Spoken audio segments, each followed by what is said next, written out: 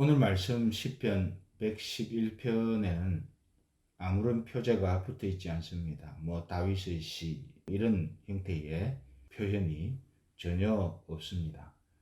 그렇기 때문에 이 시편을 누가 하나님의 감동으로 썼는지 또 언제 썼는지 그것을 우리는 알 길이 없습니다. 다만 한 가지 분명한 것은 이 시편 111편의 이 말씀은 전통적으로 그 유대인들이 무교절 7.7절 그리고 초막절에 감사 찬송을 올려드릴 때에 이 시편을 사용했습니다. 그래서 이 시편의 기원을 알 수는 없지만 대중적으로 널리 알려져서 감사의 고백을 위해 사용되었다라고 할 수 있을 것입니다. 이러한 오늘 말씀을 1절을 중심으로 살펴보기를 원하는데 1절에 이렇게 기록되어 있습니다. 할렐루야, 내가 정직한 자의 회와 공회 중에서 전심으로 여호와께 감사하리로다. 여기서 시편 기자는 전심으로 여호와께 감사하리로다 라고 고백합니다. 그리고 그 다음에 2절부터는 그렇게 전심으로 감사하는 이유와 근거를 말하고 있습니다. 여기서 우리가 한두 가지 정도 주목해야 할 것이 있는데 그것을 살펴보고 우리가 함께 기도의 제목으로 삼을 수 있기를 원합니다. 첫 번째 하나는 무엇인가 하면 시편 기자가 정직한 자의 회와 공회 중에서 감사한다라고 고백하는 그런 부분입니다. 정직하다는 말은 오늘날 우리가 쓰는 영어의 honest라고 하는 표현이라기보다는 하나님의 백성을 일컬을 때에 정직한 자, 하나님의 온전한 백성 그런 뜻으로 쓰여지고 있습니다. 그래서 이 하나님의 백성들의 회와 또 하나님의 백성들의 공회 중에서 감사한다는 그런 표현입니다. 여기서 정직한 자의 회 할 때 회라는 말은 모임이라는 말하고 동일합니다. 근데 이 모임이라는 말이 그냥 어떤 규모의 모임이든지 모임을 의미하는 것이 아니라 작은 규모의 어쩌면은 사적인 만남을 의미할 때에 회 또는 모임이라고 하는 표현을 쓰고 있는 것이죠. 한편 반대로 공회, 오늘 말씀에 나온 1절에 나오는 공회라는 말은 대규모의 공적인 집회를 의미합니다. 그래서 이 1절의 말씀이 내가 정직한 자의 회와 정직한 자들, 성도들이 개인적으로 만나는 그런 관계에서든 아니면 성도들이 전체적으로 모인 대규모의 공적인 모임에서든 내가 진심으로 여호와께 감사한다는 그런 표현이 되는 것이죠. 10명이 모이든 100명이 모이든 아니면 100명 그 이상 1000명이 모이든 그 어떤 상황에서든 자신의 고백하는 감사의 수준은 동일하다 하는 것입니다. 개인적으로 만나든 아니면 여러 사람이 함께 만나든 자기 마음에서 우러나는 감사의 고백의 수준이 하나님 앞에서 동일하게 가지고 있다라고 하는 그런 뜻이 되는 것이죠.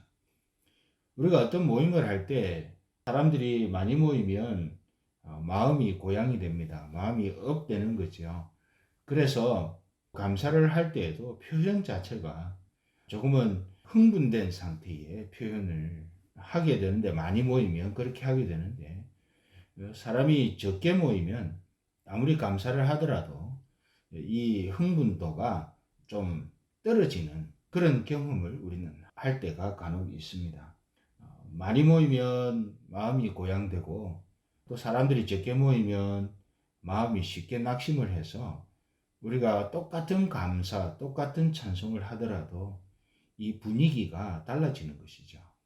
그래서 찬송을 할 때에도 사람이 적게 모이면 별로 힘이 없다고 느끼는 것이고 또 찬송을 할 때 사람이 많이 모이면 괜히 흥분해가지고 목소리도 커지고 하는 것이 신불신간에 우리가 가지고 있는 모습입니다. 정치적인 대중적인 집회를 할 때도 마찬가지입니다. 사람들이 왜 사람이 많이 모인 것을 자꾸 강조를 하려고 하는가 하면 그런 점 때문입니다. 그래서 우리가 교회 안에서도 성도들 사이에서도 또 그런 현상들이 나타나고 있는 것을 보기도 하고, 그런데 이 시편 기자는 자기 속에 주체할 수 없는 감사가 있는데 그 감사가 개인적으로 작은 모임 사적으로 만나든지 아니면 공적인 자리에서 많은 사람들이 모여 있을 때든지 그 감사의 수준은 항상 동일하게 전심으로 하나님께 감사한다라고 하는 것이죠.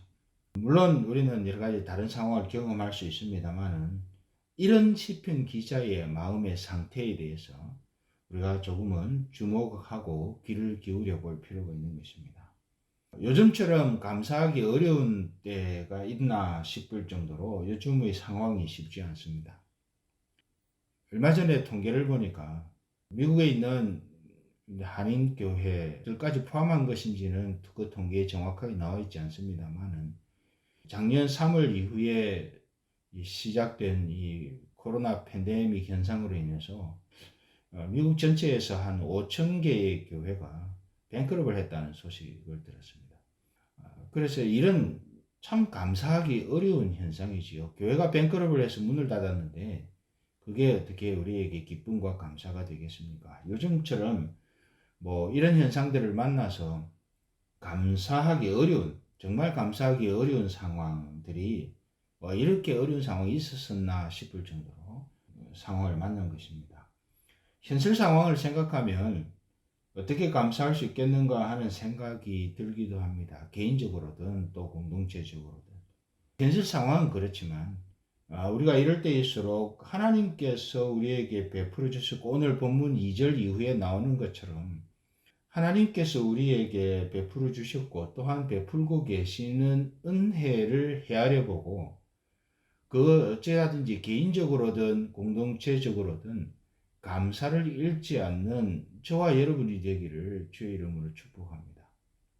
사람이 적게 있든 많이 있든 시편 기자는 그 모든 어떤 상황 속에서도 하나님께서 베풀어 주신 은혜를 생각할 때마다 그 감사의 레벨이 동일했던 것처럼 우리 주변에 벌어지는 상황들이 참 참담한 일들이 참 많지만 그럼에도 불구하고 우리 각자 또는 우리의 공동체, 가정, 교회를 향해서 하나님이 이미 베풀어 주신 은혜의 흔적들을 우리가 헤아려 보고 기억한다면 우리는 상황과 환경을 초월해서 하나님 앞에 감사를 올려드리는 이 시편 기자와 같은 그런 감사의 삶을 이어갈 수 있어야 할 것입니다. 그래서 오늘 하루도 아니면 우리의 평생에 이 감사가 끊어지지 않도록 하나님께서는 감사하는 백성들을 긍휼히 여기시고 그 감사에 응답을 하십니다. 그래서 정말 감사하기 어려운 상황에서도 감사하는 자리로 가면 하나님께서는 그 마음의 소원을 들어 응답해 주시는 것이죠. 그렇기 때문에 오늘 이 시간뿐만 아니라 우리의 남은 시간 속에서 하나님이 베풀어 주신 은혜, 우리가 상황이 어려워서 잃은 것보다도 하나님께서 베풀어 주신 것이 훨씬 많습니다. 그 베풀어 주신 은혜를 헤아려 보면서 개인적으로 또 가정적으로 또 교회적으로 감사를 잃지 않는 그런 저와 여러분들이 다 될 수 있기를 주의 이름으로 축복합니다. 또 하나는 시편 기자가 이 감사를 하기는 하는데 전심으로 감사한다고 고백하는 것에 주목할 필요가 있습니다. 여기 전심으로라는 말은 마음의 상태를 말합니다.